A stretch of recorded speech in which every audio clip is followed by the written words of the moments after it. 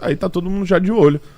O Banco Central já tinha alertado o Vorcaro de que ele precisava colocar aquele recurso, ele fala com o Ibanez, as coisas vão caminhando, até que esse caso da liquidação do Banco Master começa a ampliar cada vez mais e o banco está prestes a ser liquidado.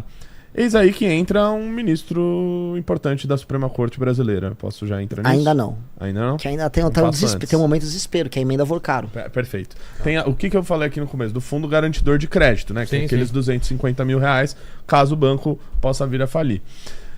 O que acontece? O senador Ciro Nogueira, muito amigo de Daniel Vorcaro, resolve colocar, era na reforma tributária, em projetos de lei complementar, a chamada emenda Vorcaro. O que dizia essa emenda Vorcaro? Que o Fundo Garantidor de Crédito ele ia sair de 250 mil reais para R$500 milhão.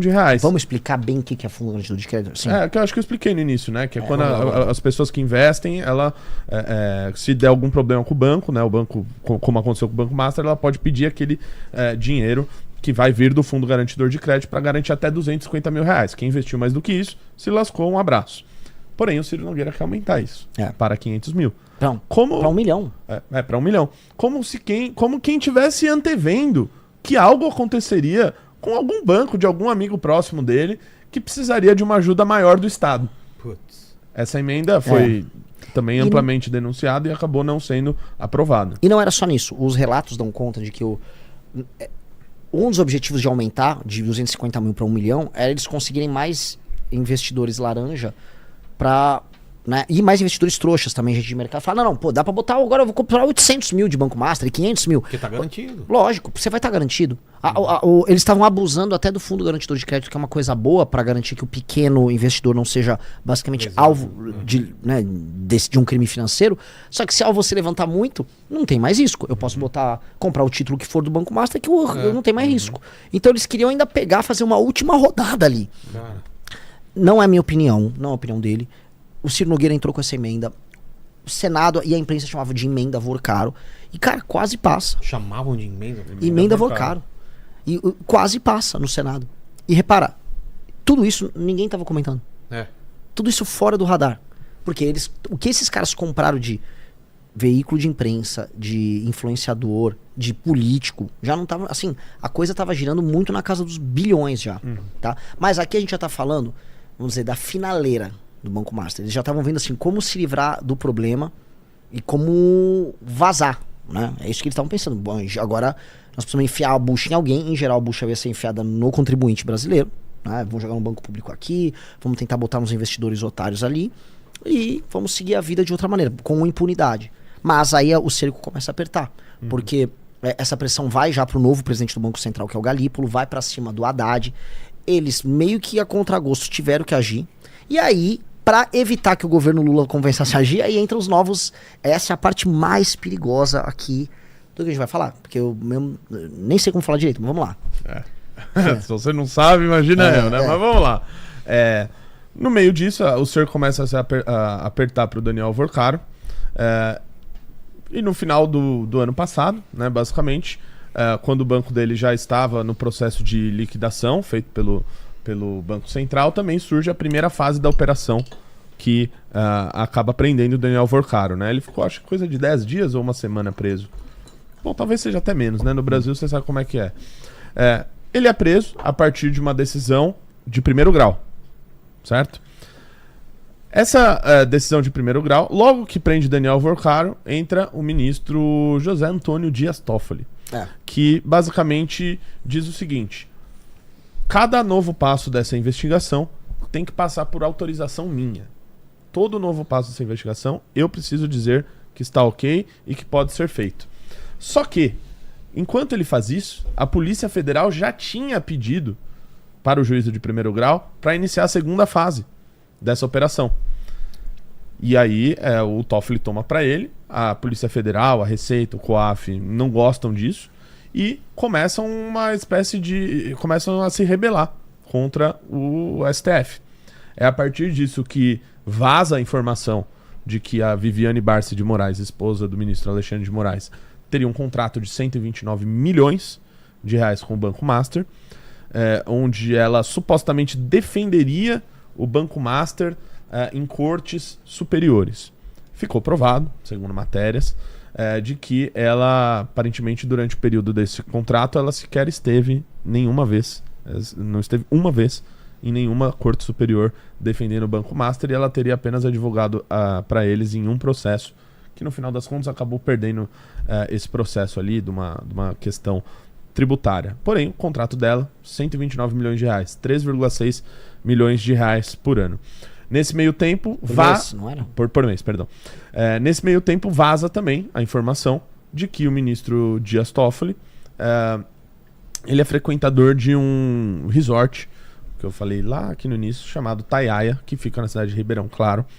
E o ministro Dias Toffoli costuma ir muito para lá. Inclusive tem uma matéria que diz que ele esteve lá junto com o Beto Louco. O Beto Louco era um cara da Operação Carbono Oculto, de questão de combustível, que o Toffoli teria ido para o Taiaia, onde ele frequenta bastante, com o Beto Louco em uma dessas oportunidades, né? E esse Taiaia era um resort que em determinado momento recebeu um aporte financeiro muito grande, cresceu, ficou um negócio super chique, etc. Porém, quem tinha feito esse aporte seria um padre que era irmão do Dias Toffoli, né? Teria Irmão feito esse investimento e, portanto, eles são sócios deste resort. Anos depois, esse mesmo resort aparece um novo investidor, um novo sócio. É impressionante, as pessoas gostam muito da cidade de Ribeirão Claro, né? Deve ser uma cidade bastante importante. Esse investidor se chamava Fabiano Zettel. Que é o cunhado do Vorcaro. Fabiano Zettel faz esse investimento, se torna, portanto, proprietário daquilo. Hoje ele nem é mais proprietário daqui. Coincidentemente, as coincidências que tem no Brasil, outra pessoa bastante influente se tornou agora o dono do Taiaia, que é um advogado ligado à JBS. E esse advogado é sócio do irmão mais velho do Joesley, Wesley Batista. Hoje são eles que estão que são como donos prioritários ali do Taiaia. Pois bem, voltamos ao Dias Toffoli avocando a investigação para si, a Polícia Federal e a Receita vazando, né, essas informações ligadas aos ministros da Suprema Corte. Enfim, o Toffoli começa a colocar diversas exigências nos processos. Então, para ter uma segunda fase, a Polícia Federal vai ter que fazer isso, isso e isso. Começa até a mexer em coisas que são estratégicas, né, da polícia. A polícia precisa saber quando vai fazer uma operação. Ela sabe melhor os momentos de determinadas decisões, de quando um sujeito pode estar fugindo, o que precisa ser apreendido. Isso tudo é pensado pela Polícia Federal, mas naquele momento o ministro decide que ele precisa fazer essas autorizações para a Polícia Federal fazer os seus atos. Ato contínuo, o ministro Alexandre de Moraes coloca a Receita Federal e o COAF no inquérito das fake news. No inquérito das fake news, que foi aberto em 2019 por quem? Pelo ministro Dias Toffoli, que naquela época abriu esse inquérito. Também cabe tudo? Que cabe tudo. É o inquérito que não termina, né? Desde 2019. E aí o ministro Dias Toffoli, naquele momento, abriu o inquérito para censurar a revista Cruzoé, que fazia uma matéria que falava sobre ele. Esse inquérito continua aberto, entra questões de fake news, e hoje está basicamente a Receita Federal e o COAF por supostamente terem vazado essas informações que seriam fake news, coincidentemente, contra esses dois ministros. Então, o estado das coisas está hoje o seguinte: o Fabiano Zettel tentou fugir agora. E ele estava indo para Dubai, né? E aliás, é sempre para Dubai que eles querem fugir. Sim. E tentou fugir, foi pego pra Polícia Federal, solto. O Vorcaro também estava tentando fugir, foi pego, foi preso, depois foi solto. Aliás, a soltura dele foi até um caso engraçado, que tem uma juíza que deu despacho, ela era próxima de alguém. Agora essa parte eu esqueci. Então o caso tá hoje nisso. Os celulares estão apreendidos. O Toffoli também coloca que essas apreensões tem todas de ir para ele. Então tudo que foi apreendido tem que passar por ele, e ele define quem pode ou não tocar naquele material. Então tá tendo vamos dizer, um cuidado, né, um zelo bastante curioso, né, com essa investigação. Sim. Eles também nessa reta final, nessa finaleira, começaram a colocar agências para ir atrás de influenciadores de direita agora foi de direita em especial, para que eles pudessem defender o Banco Master nas redes sociais. Algumas pessoas defenderam, elas alegam que não receberam nada, eu não vou fazer acusações aqui. Até porque a Polícia Federal provavelmente vai abrir inquérito para averiguar isso. Por quê? Deve ter contrato disso. Deve ter, tem que ter um recebível de alguma conta, tem que investigar essas empresas que são citadas, que buscaram supostamente esses influenciadores, e tem que abrir as contas. Vai quebrar o sigilo fiscal dessas pessoas. Então, se a pessoa está dizendo que ela não participou, então que bom, que tenha aberto total consciência disso, porque provavelmente o inquérito, o sigilo dessas pessoas vai ser aberto.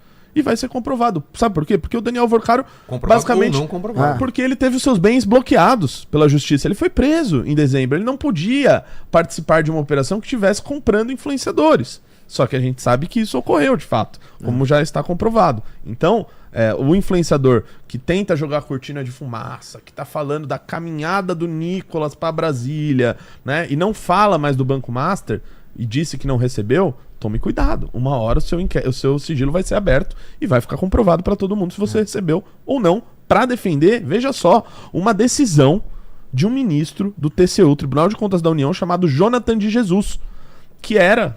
posso falar do Lógico. Jonathan? O Jonathan de Jesus era um deputado federal, tá, do estado de Roraima. Ele é filho de um cara chamado Messias de Jesus. O Messias de Jesus é senador do estado de Roraima e agora foi nomeado conselheiro do Tribunal de Contas do Estado, tá? Senador, conselheiro do TCE. E o filho dele, deputado federal, virou conselheiro do TCU. Este ministro do TCU, Jonathan Jesus, enquanto deputado, a maioria dos projetos dele, ele tinha dois principais sócios, Hugo Mota e Arthur Lira, tá? Coincidentemente, o fundo de pensão de Maceió, né, e também lá da cidade do Hugo Mota acabaram investindo bastante no Banco Master, né? Cheio de coincidências. Cheio de coincidências. O Brasil é cheio de coincidências. E esses caras que eram os principais parceiros do Jonathan Jesus bancaram a indicação dele como ministro do TCU, porque tem que passar pela Câmara dos Deputados e tudo mais. O histórico desses caras, dele e do pai dele, são absolutamente bizarros. Da esposa também. E da esposa também. E de outros familiares. O pai dele, o Messias Jesus, nos anos 90 para o início dos anos 2000, ele foi pego numa investigação que envolvia um grande esquema de corrupção no Estado, que envolvia funcionários fantasmas, etc. O rombo foi de 100 milhões de reais. 100 milhões de reais. Esse cara, naquele momento, foi condenado, teve que pagar multas aí, etc. Teve pessoas da família dele envolvidas nisso, a família inteira, né, do Jonathan Jesus, do Messias Jesus, envolvidos nesses escândalos. Eles são investigados em mais de 3 operações sobre compra de votos. Compra de votos. Foram pegos com dinheiro vivo, acompanhando eles, nas vésperas de eleições. E esse tipo de cara foi ao TCU e deu um determinado despacho dizendo o seguinte: a liquidação do Banco Master está sendo muito rápida. Está sendo muito rápida, não pode ser feito dessa maneira, e coloca em suspeição o Banco Central, que estava fazendo essa liquidação. Nesse meio tempo, entre as agências, né, com aí do Daniel Vorcaro e Zettel, tentando contratar os influenciadores para eles reverberarem a narrativa do Jonathan de Jesus, que eles falam, não, é o TCU que investigou, o TCU é um órgão sério. O TCU é um órgão político, as indicações lá são feitas por política, né? São feitos e aprovados pela Câmara dos Deputados. E aí eles reverberaram, né, esses influenciadores, dizendo o seguinte: olha, o Banco Central está sendo muito apressado, a liquidação é a medida mais extrema, certas coisas não podem acontecer. Então, muitas pessoas que gravaram vídeos nesse sentido acabaram levantando suspeitas sobre si. Claro, pode ter pessoas que só gravaram por gravar. Pô, cara, eu acredito muito em virada do ano de 2025 que o Banco Master é idôneo e que... sei lá, vou falar do TCU, beleza. Todo mundo junto ao mesmo tempo. Ao que tudo indica, essas pessoas receberam pra falar isso. Você falou da esposa do Jonathan, porque tem esses elos. Só pra você ver como é bizarro, esse cara que tá no TCU, o Jonathan de Jesus, se você ver ele falar, ele é quase um analfabeto. Cara, ele é só um político corrupto de Roraima. Bem bom português, ele é só isso. A esposa dele era funcionária fantasma na Câmara dos Deputados. Sim. Então, um cara corrupto de Roraima, filho de um outro corrupto de Roraima, casa com uma funcionária fantasma. Aí, tá rolando paralelamente isso, o escândalo do INSS, certo? Certo. Acho que foi uma BMW na casa do careca do INSS. Tava no nome de quem a BMW? De quem? Da mulher do ministro do TCU. Jesus. Cara, esse país é tipo... Esse país é inigualável, Vilela. Assim, Se eu tentar explicar pra um gringo, ele, não, calma. Esse tá ligado a esse, tá todo mundo ligado. Tanto que as pessoas que participam desse escândalo estão ligadas. E eu vou pra outra side quest, porque o que a gente fez aqui? A gente chegou agora no final da timeline. A final da timeline é essa, né? Tá todo mundo com medo, o Toffoli tá lá canetando, o Zettel foi preso e solto no dia seguinte. E aí, com a prisão do Zettel, todo mundo se lembrou. E a Igreja Lagoinha? Lembra do começo da história da Igreja Lagoinha? Sim. E a Igreja Lagoinha? Pois bem, que isso tem a ver, né? O Nicolas, que é ligadaço à Lagoinha, tá lá desesperado. Ele disse que sonhou, fez uma oração pra Deus, falou, vou salvar o Brasil, vou sair andando. Ele teve isso, né, justamente no momento que o Fabiano Zettel foi preso. O Fabiano Zettel que era pastor da Lagoinha. O Nicolas, por mais que o pai dele seja pastor de outra igreja, o Nicolas andava muito com a turma da Lagoinha. Tanto que em 2022, ele e o André Valadão viajaram de jatinho pelo Brasil pra lutar pelo Bolsonaro. Que vontade lá de andar com o André Valadão que ele tinha, muito grande. Pois bem, né, eu não tô falando que o Nicolas tem a ver com isso, assim, né, com a roubalheira. Só acho que ele tem amigos que são complicados. Flávio Bolsonaro se batizou agora na Lagoinha. Se batizou, mergulhou lá na água, virou agora um fiel da Lagoinha. Podia escolher milhares de denominações, podia ser católico. Não, eu vou na Lagoinha. Justamente uma igreja com esse histórico todo. Por que estou falando Lagoinha? A Lagoinha, recentemente, acho que foi há 2 anos atrás, através do André Valadão, ela teve uma epifania.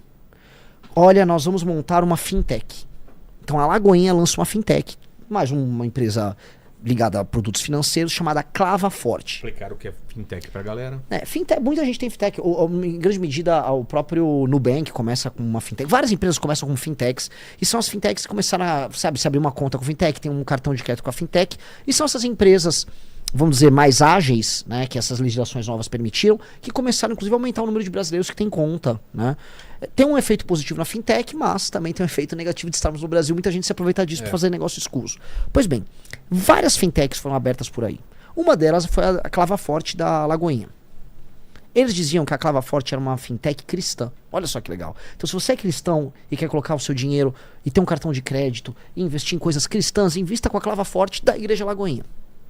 Já é estranho que tem, né? Você tem no seio da tua igreja um cara ligado ao maior escândalo financeiro do Brasil, você montar uma fintech, né? Já seria muito suspeito, mas não, os caras são atirados. Esse André Valadão, ele é muito cara de pau. Descobriram, isso foi o COAF, não é a minha opinião, não é a opinião o COAF descobriu que uma entidade que está envolvida no escândalo do INSS, que recebia de maneira roubada dinheiro dos velhinhos do escândalo do INSS. Essa entidade, inclusive, tinha algum nome meio evangélico lá no nome. Ela recebia esse dinheiro e depois ela imediatamente jogava lá dentro da Clava Forte. Então o dinheiro do escândalo do INSS, um pedaço dele, ia para essa fintech, chamada Clava Forte, ligada à Igreja Lagoinha. Igreja Lagoinha, que a partir de 23 e 24 contou com os 2 super pastores, Natália Vorcaro, irmão do Daniel Vorcaro, e o marido dela, o Fabiano Zettel. E esse Fabiano Zettel, cara, ele se torna um pastor da igreja mais colossal deles, que é essa de Belvedere. Ele vira o pastor pop deles, né? No dia da prisão do Daniel Vorcaro, exatamente no dia da prisão do Daniel Vorcaro, acontece um problema no sistema da fintech Clava Forte. Ele sai do ar. As pessoas que tinham um aplicativo não conseguem mais funcionar. E durante esse período da prisão, essas pessoas, né, ficaram sem o aplicativo ali à disposição, sem a fintech à disposição. Eles alegavam que eles estavam naquele dia fazendo alterações técnicas, né? E aí começaram a investigar no Senado, porque tem a CPMI, não do Banco Master, mas do INSS, essas outras entidades todas que recebiam dinheiro. E no meio delas haviam algumas entidades ligadas, em maior ou menor grau, a igrejas evangélicas. Damares tá envolvida ali na CPMI. E a Damares, eu tenho muitas críticas da Damares, mas eu não consigo falar que ela tá errada nisso. Ela é perguntada numa entrevista sobre o envolvimento de igrejas evangélicas no escândalo do INSS. Ela fala, olha, é uma coisa muito triste para nós evangélicos, mas isso está acontecendo. E, né, tem empresas, que são empresas, algumas igrejas / empresas grandes envolvidas nisso, né? Isso, como cristã, isso é muito ruim. Entra em cena Silas Malafaia, absolutamente desesperado, falando que ela era leviana, que ela precisava apresentar os nomes, de quem você tá falando, você tá atacando o meio evangélico assim. Ela foi lá e mostra as empresas. Aí depois ele veio com outro papo, não, mas então, eu sou o primeiro que eu quero ver abrir as contas, eu quero que lisura no meio evangélico, tal, tá. Então a gente tá nesse status agora, já volta o funcionamento da CPI, e muito possivelmente essas igrejas vão ser envolvidas. Um cara que fazia a ponte entre a ONG, que pegava a entidade que pegava dinheiro roubado do INSS e a Notícia urgente. Você ainda não deixou um like, comentou e se inscreveu. Isso é uma vergonha.